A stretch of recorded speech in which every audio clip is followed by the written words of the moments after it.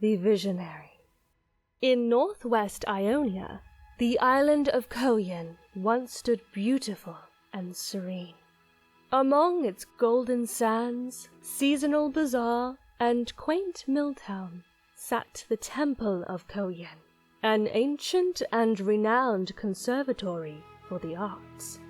Hwei was born to inherit this temple. Kind and precocious, Hwei spent his childhood putting to canvas his wild daydreams, which exaggerated the world around him into surreal, fantastical sights.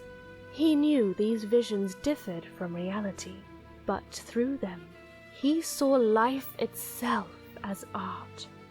So connected was Hwei to the shades of the world that even his eye color shifted in hue to reflect his mind and mood. Hwei expressed this vibrant imagination through paint magic, a medium that influenced the emotions of its audience. As such, it required strict control and discipline, lest it overpower both mental perceptions and bodily sensations.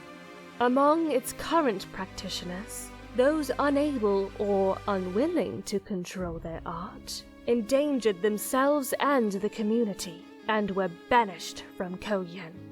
Despite these precepts, young Hwei indulged his imagination. In a demonstration for the temple masters, he recreated Koyan Sea. As paint flowed around the canvas, however, his control and emotion crashed through him, wild and fathomless as an ocean, and he surrendered himself to its beauty. His vision turned black. His last memory, the awestruck masters drowning. Hwei awoke days later, surrounded by his masters, alive but infuriated. They would not exile the temple's heir, but they stressed his responsibilities.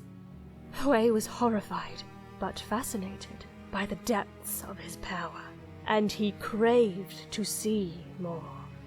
Thus, by day, he upheld Koyan's conventions, but alone at night, he pushed the boundaries, driven to explore the extent of his power.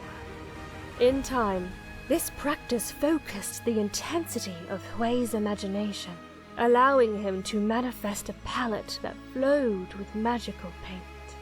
Well into adulthood, Hwei mastered his craft, and with passion and humility, he prepared to inherit his birthright, surrounded by the respect and affection of his peers. But part of his mind remained forever shrouded at nightfall. And so it remained until the temple received a visiting artist, Kada Jin. Over a gilded summer, Hwei accompanied Jin, guiding him around Koyan. They often exchanged their creative perspectives, and, respecting their differences, Hwei recognized Jin's virtuosity and valued their time together. But the night before Jin's departure, the man challenged Hwei. Jin sensed that the pieces Hwei showed others were forced facades, and he wanted to see a real performance. Hwei tried to deny it, but his eyes betrayed him. Flooded by the years spent creating meaningless art, his imagination begged catharsis. So Hwei painted. Decades of practice guided his brush. The night came alive, colored by the brilliant infinity of his mind. Emotions washed over him, harmonious and visceral, and Hwei welcomed them. Sharing these forbidden visions for another exhilarated him and illuminated the powers of his art, connection, inspiration, and unfettered creation. Jin witnessed all. Afterward, with eyes alight and tone inscrutable, he said farewell, stating he would be moving on tomorrow to watch the lotuses bloom. At dawn, Hwei and his fellow artist awoke to a series of tragedies. First, 4 historic paintings destroyed. Second, an arrangement of 4 bodies, the masters that Hwei had almost killed in his youth. Third, the fiery eruption of the temple's 4 lowest floors. Amid the flames, Hwei imagined the air electric with color. Everything that lived within him led outward. It was terrifying. It was beautiful. It was art. Realizing its dark potential of destruction, devastation, and torment, Hwei felt the same horror and fascination he had in his youth. The temple quickly collapsed into ruins, with Hwei emerging as its only survivor. Exhausted and guilt-ridden, he mourned, yet his imagination overflowed, reliving every moment of the disaster.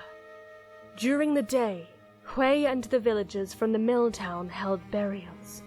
At night, he revisited the ashen-gray wreckage and painted, his palette taking the shape of Koyen's crest, the same worn over his heart. On one such night, Hwei found the remnants of a trap beneath the rubble, one petaled like a lotus flower. Realizing who'd wreaked this havoc, a cascade of emotions engulfed Hwei. Fear, sorrow, betrayal, awe. A question burned within him. Why? But did he want the answer? Or would it be safer to suppress this need? He could stay here with his people, as the heir, help them rebuild. Or, bearing little more than his paintbrush and palette, Hwei left his island and his people behind. In the time since, Hwei has learned that the answers he seeks arise through revealing the full extent of his art to others. He tracks down nefarious individuals in Ionia's darkest corners, unleashing scenes of suffering upon them to understand his own well of pain. Yet he also reaches out to Ionia's victims, fellow witnesses, to create shared tranquility and reflection.